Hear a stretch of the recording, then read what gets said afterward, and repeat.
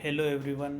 तो आज इस नए वीडियो में आपका फिर से स्वागत है। आज हम देखने वाले हैं जावा स्क्रिप्ट में डिबाउंसिंग क्या होती है और रिएक्ट में भी इसका कैसे यूज़ करते हैं। इसको बहुत ही इन डेप्थ समझेंगे। इस वीडियो में हम क्या क्या कवर करेंगे, डिबाउंसिंग क्या होता है, इसकी ज़रूरत क्यों पड़ती है, जावा स्क्रिप्ट में कैसे इम्प्लीमेंट करते हैं, रिएक्ट में इसका यूज़ कैसे होता है और इंटरव्यू में इसका आंसर कैसे देना है। ठीक है, कुछ इंटरव्यू क्वेश्चंस है उसको भी हम कवर करेंगे। सबसे पहले इसकी ज़रूरत क्यों पड़ती है ये थोड़ा हम समझ लेते हैं, जो दूसरा वाला हमारा पार्ट है। मैंने VS कोड में दो फाइल बनाई हुई है। एक तो index.html है जिसके अंदर सिर्फ एक इनपुट है, और यहाँ पे मैंने एक JS फाइल को कॉल किया हुआ है जो कि यहाँ पे बनी हुई है, और कुछ CSS लिखी हुई है इस इनपुट को डिजाइन करने के लिए। और यहाँ पे JS फाइल में इस सर्च इनपुट को मैंने ID से गेट किया हुआ है, और सर्च इनपुट पर इवेंट लिस्नर को लगाकर यहाँ पे एक API कॉल की है। सर्च इनपुट पे यहाँ पे एक API कॉल की है, जो कि ये API है यहाँ पे डमी प्रोडक्ट्स करके। इसकी लिंक मैं आपको डिस्क्रिप्शन में दे दूँगा। ये सिंपली एक प्रोडक्ट्स की API है, जो कि यहाँ पे प्रोडक्ट लिस्ट हो रहे हैं यहाँ पे। That's it. और इसमें एक क्वेरी लगाई है यहाँ पे। इस सर्च इनपुट में जो भी इनपुट टाइप करेंगे वो इस इवेंट लिस्नर से इसकी वैल्यू को गेट करके इस सर्च प्रोडक्ट में पास कर रहा है। इस सर्च प्रोडक्ट में क्वेरी मिल रही है। इस क्वेरी को वो जो आपको अभी API मैंने ब्राउज़र पे दिखाई थी उसको फेच मेथड के हेल्प से यहाँ पे हम कॉल कर रहे हैं, और उसमें एक सर्च क्वेरी लगा रहे हैं। और इस सर्च क्वेरी से यहाँ पे हमें प्रोडक्ट मिल रहा है, और उसको सिंपली सिर्फ कंसोल किया हुआ है। That's it. अब यहाँ पे हम इस API को अगर रन करते हैं तो आप देखना कि जैसे मैं यहाँ पे कुछ भी टाइप करता हूँ रिएक्ट, तो यहाँ पे देखिए यहाँ पे ये API कितनी बार कॉल हुई, 1 2 3 4 5, क्योंकि मैंने 5 वर्ड ही टाइप किए। अगर मैं कुछ और भी टाइप करता तो यहाँ पे देख सकते हैं ये API कितनी बार कॉल हुई। यहाँ पे 25 रिक्वेस्ट दिखा रहा है, 25 टाइम्स यहाँ पे कॉल हुई है ये API, जो कि बहुत ही ह्यूज रिक्वेस्ट है। अगर मैं यहाँ पे इतनी जल्दी जल्दी कुछ टाइप कर रहा हूँ तो मैं सिंपली चाहता हूँ कि जैसे ही मैं टाइप करना बंद करूँ तब एक बार कॉल हो API, ना कि इतनी बार कॉल हो। जैसे ही मैं रिएक्ट लिखता हूँ तो जैसे ही मैं रिएक्ट कंप्लीट करूँ तो मेरा API एक बार कॉल हो, लाइक कुछ टाइम पीरियड के बाद API कॉल हो। जैसे ही मेरा वर्ड यहाँ पे इनपुट टाइप करना बंद करूँ, API कुछ टाइम ले, देन कॉल हो। तो ये इसका सॉल्यूशन है डिबाउंसिंग। डिबाउंसिंग क्या करता है, इवेंट के ट्रिगर को डिले करता है। ट्रिगर मतलब जैसे ही हमारा इवेंट ट्रिगर होता है तो जब तक वो ट्रिगर होना बंद नहीं होता वो मेथड के एग्जीक्यूशन को डिले करता जाता है जितना भी हमने टाइम दिया है। जैसे कि मैंने इसको 500 मिलीसेकंड का टाइम दिया है, तो जैसे मैं पर्टिकुलर अगर इमिडिएटली इवेंट ट्रिगर कर रहा हूँ, लाइक ये से, तो वो क्या करेगा, जैसे मेरे हर इनपुट पे उस टाइमर को एक्सटेंड कर देगा। एक्सटेंड मतलब वो डिले करता जाएगा।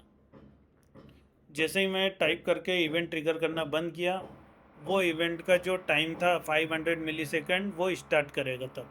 तो आइए इसकी एक डेफिनेशन देख लेते हैं, देन अपन स्टार्ट करते हैं। डिबाउंसिंग क्या है? Debouncing is a JavaScript technique used to control how often a function executes during rapidly triggered event. It ensures better performance by delaying execution until user activity has stopped for a defined time. In this simple language, debouncing एक technique है जो किसी function को तब तक delay करती है जब तक यूज़र कुछ टाइम के लिए इनपुट देना बंद ना करते। That's it.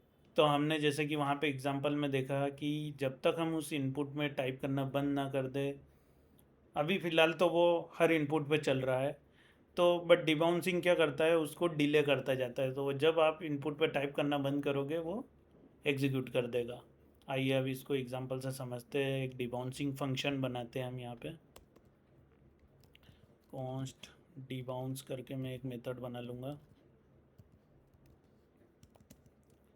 जो कि एक फंक्शन लेता है, देन यहाँ पे उस फंक्शन को कितना डिले करना है वो टाइम लेता है। That's it. ठीक है। अब यहाँ पे मैं एक वेरिएबल लूँगा टाइमर का करके,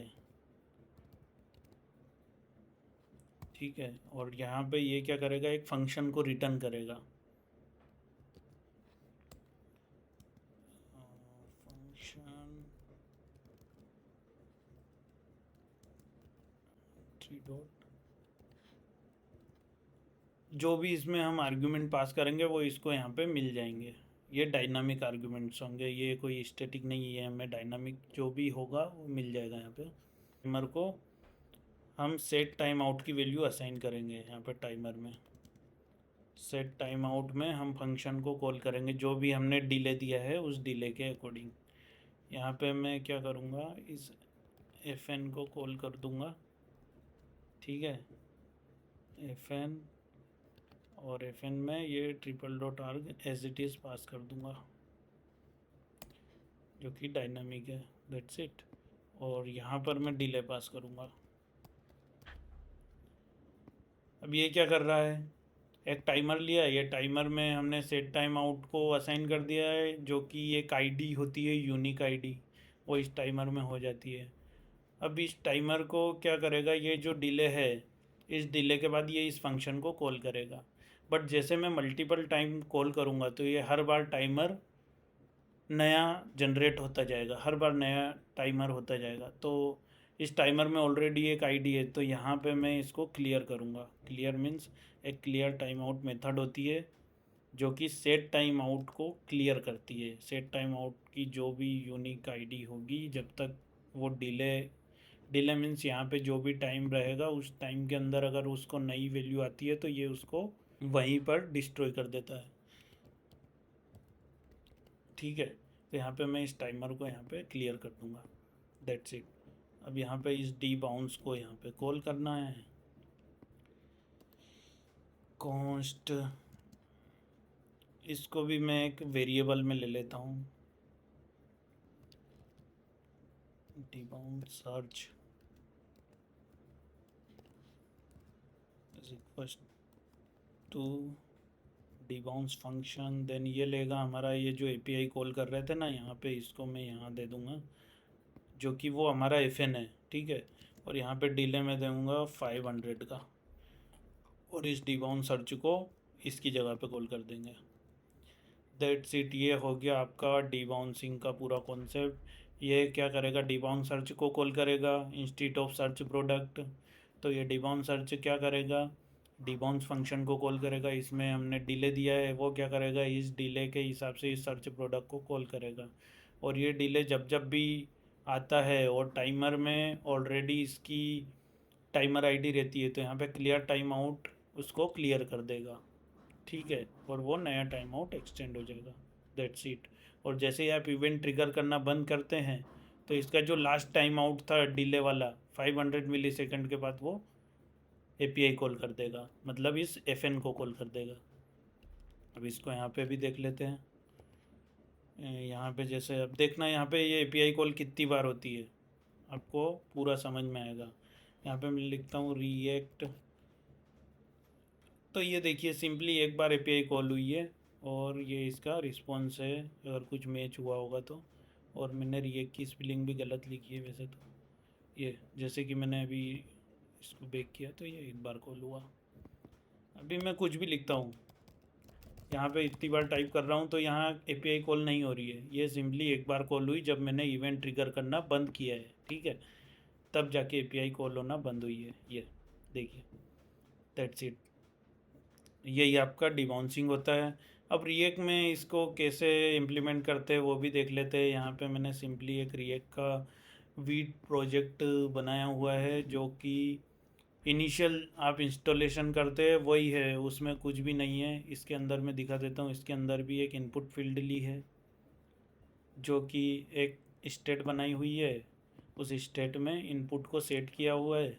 अब इसको रन करके मैं दिखा देता हूँ। ये बहुत ही सिंपल एक इनपुट है, देन उसको सेट किया हुआ है, और ये इसको रन करता हूँ मैं npm रन dev से, ठीक है। और यहाँ पे ये सेट, अब क्या करते हैं, ये फेच वाला मेथड में एज इट इज़ यहाँ से कॉपी करूँगा, ठीक है।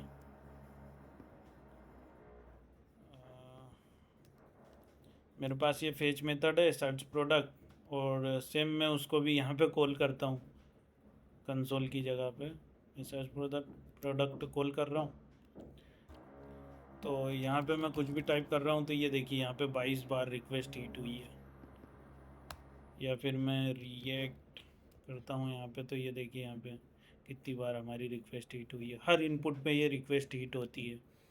बट रिएक्ट में हम कुछ डिबाउंसिंग इस तरह से करते हैं। यहाँ पे यूज़ इफ़ेक्ट करके एक हुक होता है, अगर आपको नहीं पता है तो आप कमेंट करिए, मैं इस पे भी एक वीडियो लाने वाला हूँ बहुत जल्द। तो यूज़ इफ़ेक्ट की हेल्प से हम किस प्रकार करते हैं, यहाँ पे यूज़ इफ़ेक्ट, ठीक है, ये सिंपली एक फंक्शन की तरह ही काम करता है। बाकी ये दो आर्गुमेंट लेता है, एक फंक्शन देन दूसरा एक डिपेंडेंसी अरे। डिपेंडेंसी अरे जिसमें इस फंक्शन को कब कब कॉल होना है वो इस डिपेंडेंसी पे निर्भर करता है, इस डिपेंडेंसी पे, ठीक है।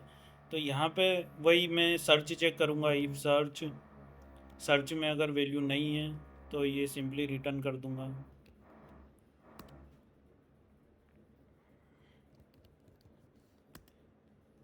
Return, that's it. देन यहाँ पे वही कॉन्स्ट टाइमर करके वो वेरिएबल लूँगा। Then set time out, set time out में सेम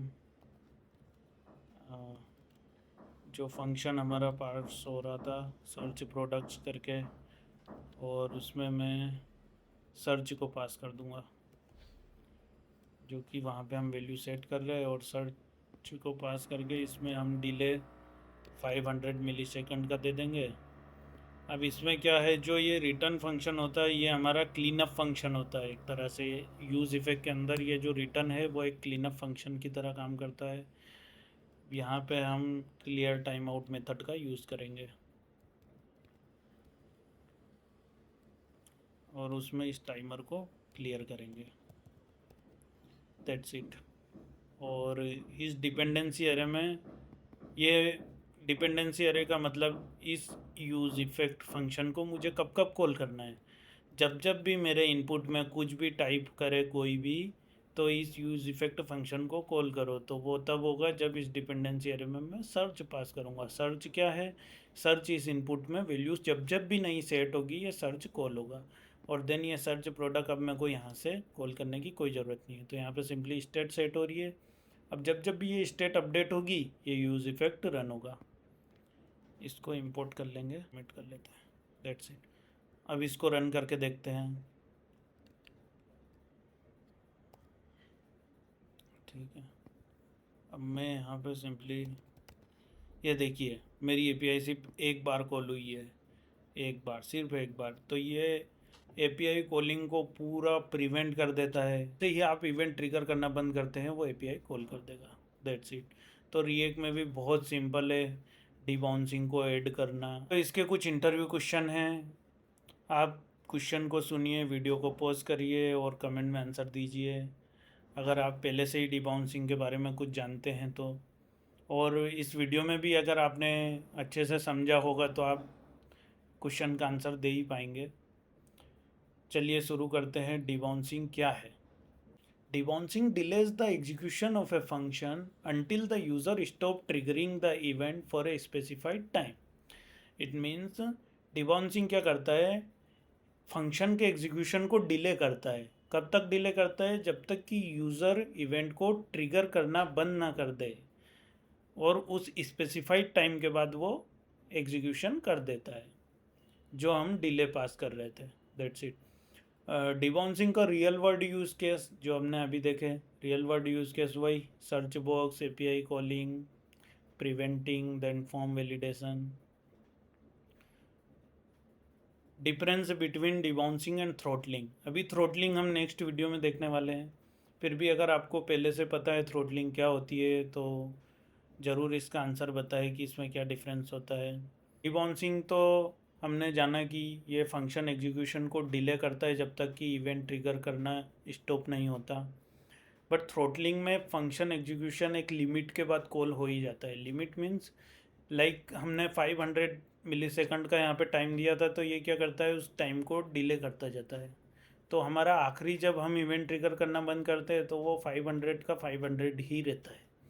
बट थ्रोटलिंग के केस में जब हम स्टार्ट करते हैं इवेंट ट्रिगर करना, तो वो टाइम स्टार्ट हो जाता है, पर जब तक वो टाइम रहेगा तब तक वो एग्जीक्यूशन नहीं करेगा। जैसे ही टाइम ख़त्म होता है तो वो कॉल कर देगा। देन हमारा इवेंट कंटिन्यूसली ट्रिगर हो रहा है तो वो फिर से नया टाइम स्टार्ट कर देगा।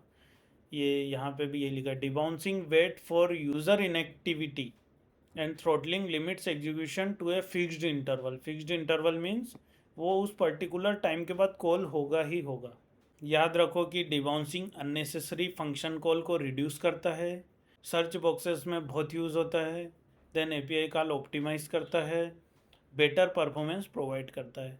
सो mainly performance optimisation, API calling को प्रिवेंटिंग करने के लिए हम डिबाउंसिंग का यूज़ करते हैं।